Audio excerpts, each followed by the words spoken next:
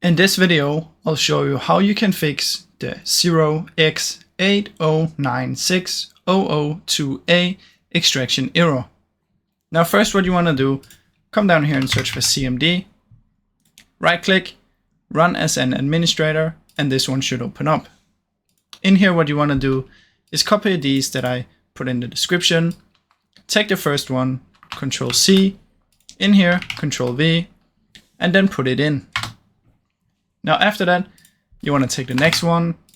I already did this one right here. It takes a few minutes, so type it in, press enter, and wait for it to be done.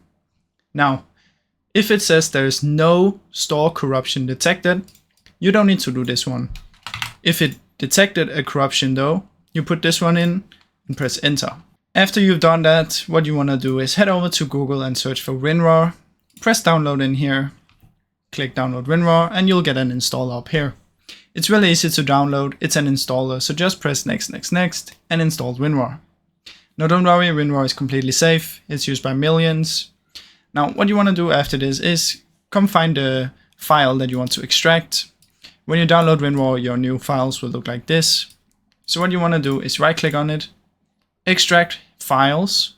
If you cannot see the WinRAR logo, what you can do is you can use the open with and then use WinRAR, and then it should look like this after, and then extract files. Now when you press extract files, just choose where you want it and press OK. Now when you do it through WinRAR, it will make it a lot easier and can potentially solve some of your issues.